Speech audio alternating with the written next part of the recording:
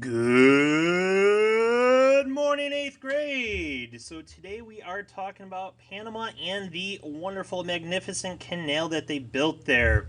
We just finished up talking about the Spanish-American War and some of the awesome stuff that happened for the U.S. at least, and all the land that they gained. One of the areas that they gained was Panama, and they had this idea, and we're going to be talking about it throughout this video is going to be a little bit longer. I apologize, but there's a lot of great things and some really cool primary source photos that we're going to be looking at. So bear with me, and let's get started. Let's look at some of the background. When the Spanish-American War began in 1898, the U.S. battleship Oregon set out from the Washington State, which is way up over here, way up past this map doesn't even show it, um, to join the fight way over here in Cuba. The trip was 12,000 miles long around the southern tip, so it sailed from way up over around here almost, all the way down, around, up, over, all the way here. It's about 12,000 miles long around the southern tip of South America, and it took more than 2 months. This delay convinced many U.S. leaders that the United States needed to build a canal linking the Atlantic and Pacific Ocean. Got the Atlantic Ocean over here, the Pacific Ocean down here. So the question you're going to answer in a second is, based on this map, why do you think the U.S. decided on the location to build a canal, and what location do you think they decided on?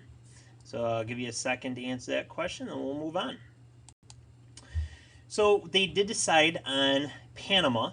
So this is the trip that the USS Oregon had to take all the way from over here up in this area, and they had to sail way down in through here, come up and around. Okay, so they decided on Panama, this little spot right in through here. Building a canal across this narrow strip of land will cut off 8,000 miles off the trip from the Atlantic to the Pacific. This would make it possible to link the Navy on the western coast, the Navy that's over in this area, with the Navy on the eastern coast. Businesses would benefit, and there would be lower shipping costs. Okay, so instead of having to pay 12 or 13,000 miles worth of a shipping cost, now you only have about 8,000 miles. So this trip down and through here is a lot shorter for going one side of the country to the other. So they had to go through and they had to free Panama first. Congress soon approved it and offered Colombia, who owned Panama at the time, $10 million for the area of Panama. Colombia quickly denied the U.S. request for land. President Roosevelt was furious. Said, "You're not going to deny me. I'm President Roosevelt. This is the United States. I don't play that game." He was furious, so he sent the warship to Panama, knowing that people of Panama wanted to revolt against the Colombians. The day after the warship arrived, the revolt began. Blocked by the warship, the Colombian forces could not stop the revolt, and Panama quickly won. This right here is an awesome political cartoon showing President Roosevelt coming off one of his big warships onto Panama, and really Colombia didn't have a chance against us. After the successful revolt, Panama declared itself independent nation, and the U.S. quickly recognized it, saying, "Hey, I recognize you as an independent nation. Let's make a couple deals."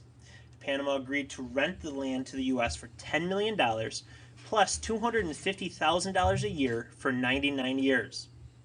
Many people objected to the way that President Roosevelt handled the situation with Colombia, calling it gunboat diplomacy, meaning that whenever you have an issue, you're just going to send a bunch of troops and try to bully people around.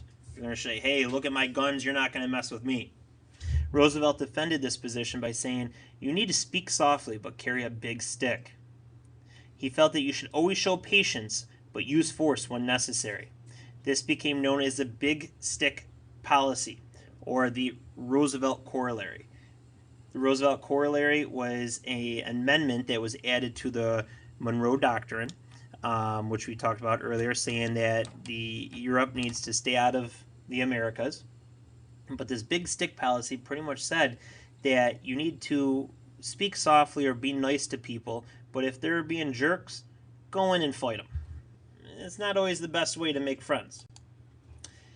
So what do you think it means to speak softly but carry a big stick? Here is a political cartoon of President Roosevelt, and we'll discuss this a little bit later, but I love this cartoon. Take a second to look at it before you answer the question. So building the canal. So now we have this area in Panama, and we were given permission to build this canal here to cut off all that travel. So construction began in 1904. Workers quickly faced their first obstacle, which was diseases. The canal route ran 51 miles through forests and swamps filled with mosquitoes, many of which carried diseases like malaria and yellow fever. Those are like the diseases that they faced during the Spanish-American War. One worker said, "We had to bathe, wash our clothes in the same river, drink the same water, and cook with it.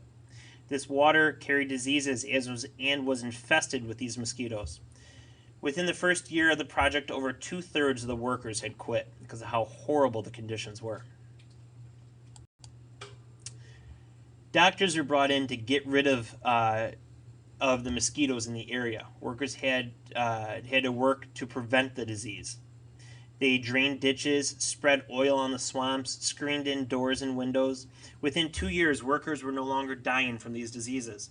But work was still very dangerous. They had to blast through solid rock with explosives to clear the way through much of the mountains of Panama. Workers used dozens of steam shovels to clear the way. Steam shovels are like the first versions of bulldozers. There's a picture of it down here at the bottom.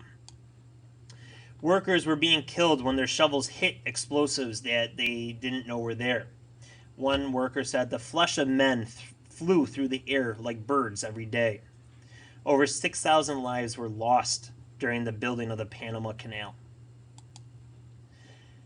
Workers made deep cuts through the mountains, then had to move the dirt to lower elevations by railroads. Workers created huge dams to form 3 giant lakes. The lakes helped to form the lock system, which would allow water levels to be raised and lowered along the canal. You might have heard of locks when you did the Erie Canal tour. These helped boats travel upstream. Here's a picture of one of the dams that they built. Construction was finally finished on August 15th, 1914, finally able to link the Atlantic and Pacific Ocean. It had taken over 10 years and over $375 million to make. In 1921, Roosevelt admitted that he had taken the canal from the Colombians and issued an apology, giving them $25 million for the land. In 2000, the U.S. ended up returning the canal to Panama. These are pictures. The top picture up here is a picture of what a steam shovel looked like. And the bottom picture is the railroads that were carrying the dirt back and forth and the path that they had created for the Panama Canal. A few more pictures. These are the workers clearing the dirt out of the way for this.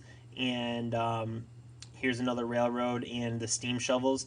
As you can see over here, these buckets would go down into the water, and they would scoop up large chunks of dirt and bring it up this way and dump it into here on the railroad, and the railroad would take it down to a lower elevation, a lower part. So we finally have the Panama Canal, and these are just pictures of some of the first ships that went through the Panama Canal. Here's a political cartoon. I want you to take a second, look at this, and we're going to have a couple questions that you're going to have to answer with this slide.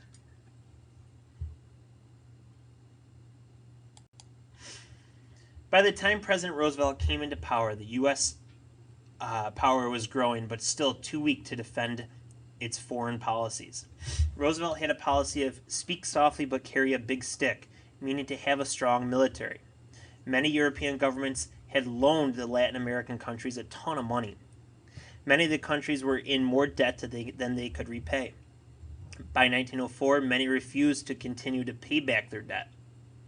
Europe was getting ready to use force to get back their money. Roosevelt insisted that they repay their debts, but could not allow Europe to break the Monroe Doctrine and invade the countries. Remember, the Monroe Doctrine said that no countries outside of the Americas could come into the Americas and take over. They wouldn't allow it. But what were they going to do? These countries owned Europe a lot of money. So he had the Roosevelt Corollary. Knowing he had to intervene in the situation, Roosevelt issued the Roosevelt Corollary to the Monroe Doctrine in 1904. This stated that in cases of wrongdoing by Latin America, the U.S. can act as an international police power. This allowed the U.S. to force Latin America to repay their debts. So instead of having Europe come in and take over, they pretty much said, you're not going to come in and take over, but you are going to repay everything, or else you're going to deal with the United States. So how do you think Latin America is going to respond to the Roosevelt Corollary, and why do you think so? President Taft. Taft became president in 1909 and issued something called dollar diplomacy. This influenced governments through economic, not military intervention. What does that mean? He pretty much said we're substituting dollars for bullets. Instead of going in with our military and forcing people to do what we want, we're going to just spend a ton of money and influence them that way, get them to do what we want by spending a ton of money. He wanted to keep Europe out of Latin America by expanding U.S. business there. In 1911, Nicaragua failed to repay a British loan, so the U.S. gave them $1.5 billion in exchange for control over the national bank and the government-owned railroads. So, for example, Nicaragua couldn't repay Great Britain back, so the U.S. said, you know what, we're going to give you this money, and in return, you're going to let us control the bank and this railroad. So that's his dollar diplomacy. He's going to use money, give these countries money, and in return, they're going to give them parts of their country. Policies dealing with Latin America will continue to change with each new president. So from here, we've talked about Panama, we've talked about all of what's going on in Latin America. Now we're going to get into some of the real fun stuff, which is going to be World War I. We're going to go from how U.S. took control over the Western Hemisphere to how they became involved in the world.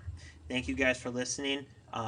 Good luck on all the questions. Make sure we're answering everything in complete questions, and have a good day.